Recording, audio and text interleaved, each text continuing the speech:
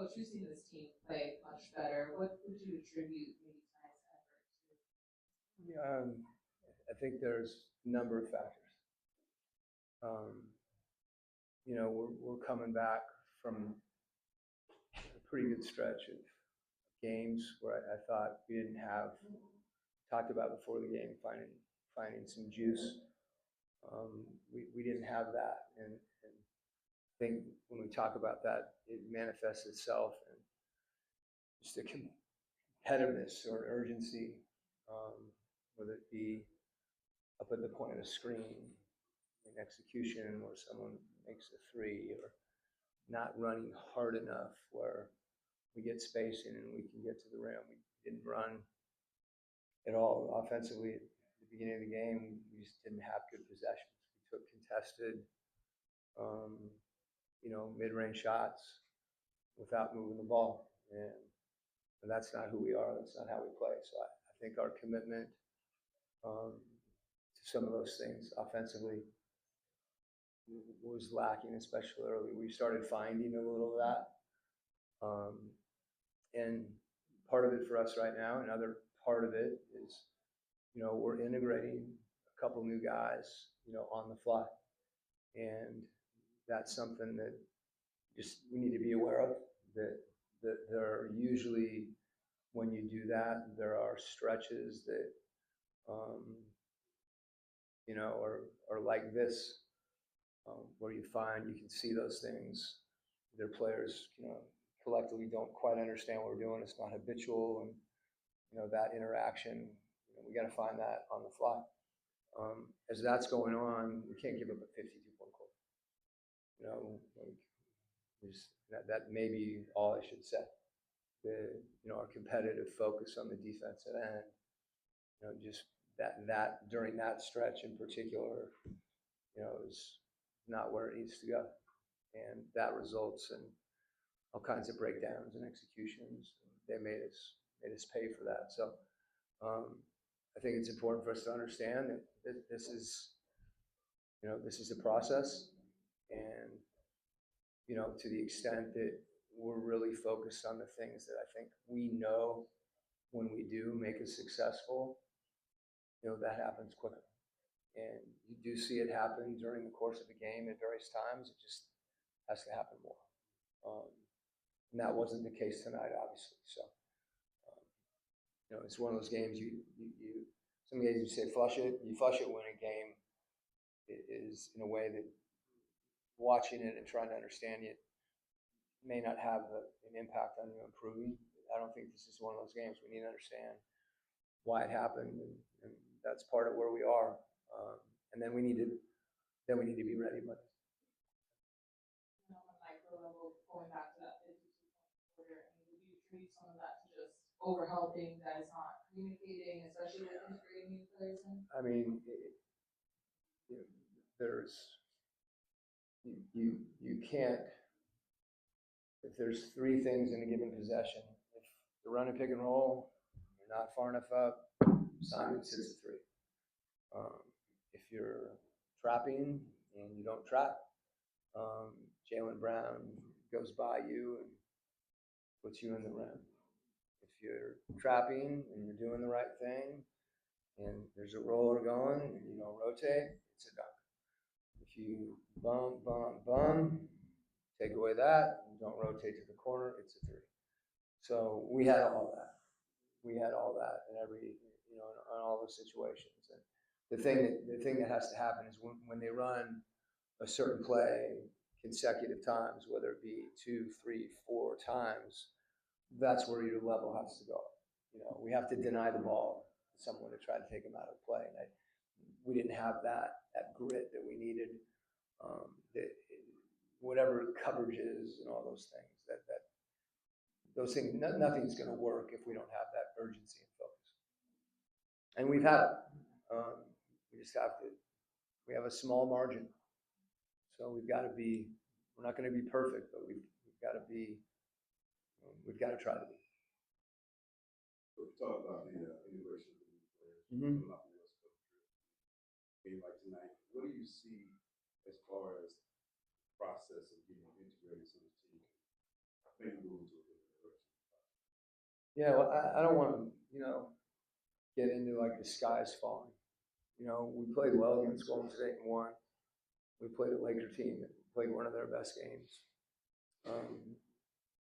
We were right there against Portland, and then had a horrible stretch and lost the game. And tonight we were bad. So this adversity is something we've got to use. And I think formulaically, that's the good thing. There's things that we know if we do, that we'll be better. And that means running. That means playing with the pass. That means getting in the paint, having our eyes out. All those things that when we're playing well and we're efficient offensively, that's what we're doing. And the same thing on the defensive end. I won't list them all, but those are things that we all agree on, that are absolutes that we have to do consistently to be good. And we've got to commit to that because some of them aren't habitual right now. Got to keep working. Coach, a strong night for Jaylen Brown tonight. What Yeah. made him effective?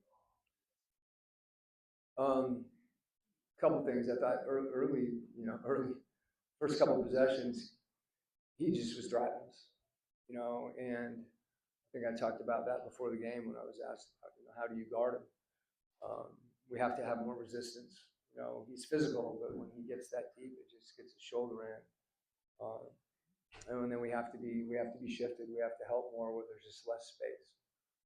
He scored a lot of different ways. Then they scored out in the open court, when we either turned the ball over or didn't get good shots offensively. But, he's been doing that. And various matchups, we really, no one ever really was able to impact that individually. And when that is the case, you need more from everybody collectively. If there is a pick and roll, we trap them. It's where they got some of their threes because our rotations weren't as sharp as they need to be. But there was a lot of lack of execution in, situations with an action, with a pick and roll, with a handoff. And then I think, in one-on-one isolation situations, he went through us a lot. In addition to getting around us when he's just attacking through us, we just have to have, more resolve. Coach, in the third quarter, you really needed the basket. Jaylen Johnson seemed to have like a fast break opportunity, kick the ball out, and run with the beat behind the It felt like Jaylen had an advantage where he's going down the basket. Would you like, especially in that? Yeah, where you're going is a really hard place to go. And I'll tell you why. Because it's very easy for us and for me. I'm telling you what I try not to do. Is to try to predict a read a player should make at a given time of the game. So one of the reasons that he gets 13 and 14 assists is because when he does get in there and he makes a read because there's two guys there and he kicks it out and someone makes a shot, say he made the right play. He kicks it out, someone doesn't make a shot. Now we say maybe he should have kept it. And one of his strengths is making those reads and his ability to finish on the rim and to play make. So he understands the areas situations that he needs to find. When we're not running, we're not using him as effectively as we can. When the ball's not being moved quickly and they're shifted, those are harder situations for him. So I know the plays you're talking about, and he had a few of those when he went to the rim and had a great look and didn't go in. Had a couple he went to the rim and maybe he got fouled, didn't get a call. So as long as we're playing, we're thinking the right way and trying to make plays like you're describing, I think over time we're going to be okay. It's when we don't do those things, where just our efficiency still goes. You can still score. We're just not going to score at as high a level given the team that we have. And I think I was happy in the third quarter. When we came out, and that was a stretch. Probably you could say maybe he overpassed in that situation, but is coming from a place where he was trying to do something for someone else. And the best teams at the best times, when they're playing the best basketball, everybody's trying to help someone else. You know, and that level of connectivity is really hard to find. When you do find it, sometimes it's hard to hang on to. Just once you turn on the light, it just doesn't stay on. And that's part of having, integrating some new players. Those things. You have to kind of rediscover those maps with a new group of guys. Okay.